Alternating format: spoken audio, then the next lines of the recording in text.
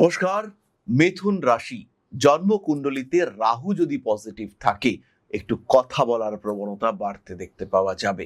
কাকে কি বলছি, কাকে কি বলবো, কাকে কি বলতে পারি, বলার পরে উল্টো দিকের মানুষটার অবস্থা কি হলো ভাবনা চিন্তা নেই এই বিষয়ে। এমন একটা কথা আপনি বলে ফেললেন যেটা সরাসরি বুকে এসে আঘাত করলো, এমন একটা কথা আপনার মুখ থেকে বেরিয়ে এলো যেটা বেশ বিপজ্জনক। সুতরাং রাহুকে নিয়ন্ত্রণে রাখা কিন্তু খুবই জরুরি। টাকা দেবে এই রাহু, হঠাৎ লটারি এই রাহু দিতে পারে, শেয়ার মার্কেটে বিরাট গ্রোথ এই রাহু দিতে পারে, ক্রিপ্টোকারেন্সিতে ইনভেস্ট করেছিলেন, 10,000 টাকা ইনভেস্ট করেছিলেন কিন্তু আজকে প্রায় কোটির কাছাকাছি পৌঁছে গিয়েছে, এমন একটা ঘটনা শুনেছি, আমি দেখিনি যদিও। এরকম ঘটনা যদি ঘটে তাহলে বুঝতে হবে রাহু কিন্তু আপনার জন্য ভীষণ ভীষণ পজিটিভ। লং টার্ম ইনভেস্টমেন্ট নয়, শর্ট টার্মে জীবনে বিরাট গ্রোথ নিয়ে আসতে পারে এই রাহু। নিজের প্রতি একটু বেশি সচেতন, নিজের মত, নিজের সুখ, নিজের স্বচ্ছন্দ, এই সমস্ত বিষয় নিয়ে ভীষণভাবে ইন্টারেস্টেড এবং সচেতন। তার মানে রাহু কিন্তু আপনার কুণ্ডলিতে খুব পজিটিভ কন্ডিশনে রয়েছে। কারণে অকারণে ঝগড়া করে ফেলছেন, ঝগড়ায় আপনি সামনের মানুষটাকে বেশ ডমিনেট করে ফেলছেন, সেই সমস্ত ক্ষেত্রে অবশ্যই রাহু কিন্তু আপনার জন্য পজিটিভ হয়ে রয়েছে। আর যদি রাহু নেগেটিভ থাকে তাহলে ঝগড়া তো হবে, প্রতিবারই আপনি সেই ঝগড়ায় পরাজিত হবেন, ঝগড়ার পরে আপনাকে ভালো রকম মাসুল গুনতে হবে, কারণ রাহু তো আপনার কুণ্ডলিতে পীড়িত অবস্থায় রয়েছে।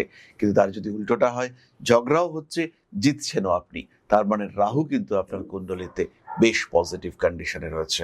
মিথুন রাশি বা লগ্নের মানুষ, রাহু অত্যন্ত বলবান জন্মকুণ্ডলিতে, টাকা পয়সা আসছে কিন্তু টাকা পয়সা ধরে রাখতে পারছেন না। আজকে মনে হচ্ছে ক্যামেরা কিনি, কালকে মোবাইল কিনি, পরশুদিন বাইক কিনি, তারপরের দিন জমি বাড়ি কিনি, সবসময় কিছু না কিছু ইনভেস্টমেন্ট, সবসময় কিছু না কিছু খরচা, এটা আপনাকে করেই যেতে হচ্ছে, থামতে পারছেন না আপনি।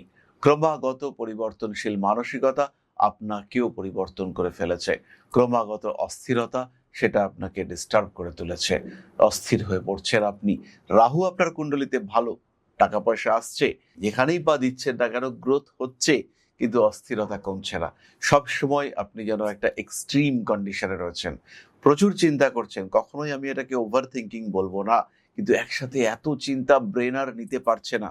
রাহু তো স্ট্রং, চিন্তা তো আপনি করছেন, হয়তো তুঙ্গ রাহু আপনার লগ্নেই বসে আছে বা রাশিতে বসে আছে, সেই ক্ষেত্রে আপনি বারবার আউট অফ কন্ট্রোল হচ্ছেন। প্রচুর কম্পিটিশনে জিতছেন আপনি, প্রচুর মানুষের সঙ্গে যোগাযোগ, সবাই বলছে দাদা দাদা দাদা দাদা, কিন্তু মনের মধ্যে সবাই কেউটে সাপের বিষ নিয়ে ঘুরে বেড়াচ্ছে। পরিবর্তনশীল পরিস্থিতির জটিলতা আপনাকে অ্যাভয়েড করার চেষ্টা করতে হবে। রাহু কিন্তু আপনাকে বারবার পরিবর্তন দেখাবে, আর এই পরিবর্তন বেশিরভাগ ক্ষেত্রে পজিটিভ হবে যদি রাহু আপনার জন্মকুণ্ডলিতে স্ট্রং এবং বেনিফিশিয়াল কন্ডিশনে থাকে।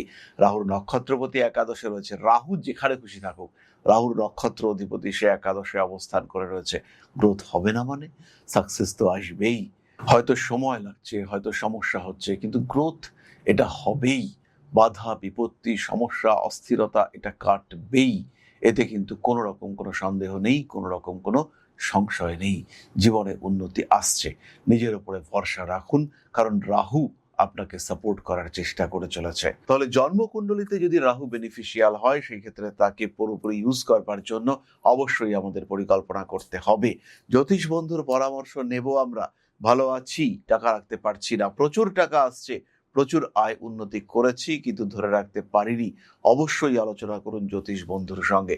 আপাত দৃষ্টিতে সমস্যা খুবই সাধারণ, কিন্তু যখন আপনি রোগে পড়বেন টাকা কোথায় পাবেন, যখন আপনার বাড়ি কিনতে হবে টাকা কোথায়, ব্যবসা করবেন কোথায় টাকা, যখনই অতিরিক্ত প্রয়োজন হবে, যখনই একটা ম্যাসিভ অ্যামাউন্টের প্রয়োজন হবে, তখন কিন্তু হাত আপনার ফাঁকা।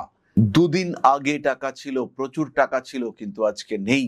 এর কারণ রাহু কিন্তু আপনার কুণ্ডলিতে অত্যন্ত বলবান কন্ডিশনে রয়েছে। এই রাহুকে নিয়ন্ত্রণ করবার জন্য পুজো পাঠ করা যেতে পারে, আপনার জ্যোতিষ বন্ধুর পরামর্শ নেওয়া, যদি আপনি কোনো টোটকাও ইউজ করুন তাহলেও সেটা পরামর্শগত টোটকা ব্যবহার করুন। জীবনের সমস্যাগুলোকে কাটিয়ে উঠুন, ভালো থাকুন। ইউনিভার্স চাইছে আপনি ভালো থাকুন, বা আদিশক্তির আশীর্বাদ আপনার সঙ্গে রয়েছে, তাই আপনি অবশ্যই ভালো থাকুন। জয় মা আদিশক্তি, ভালো আপনাকে থাকতেই হবে। নমস্কার।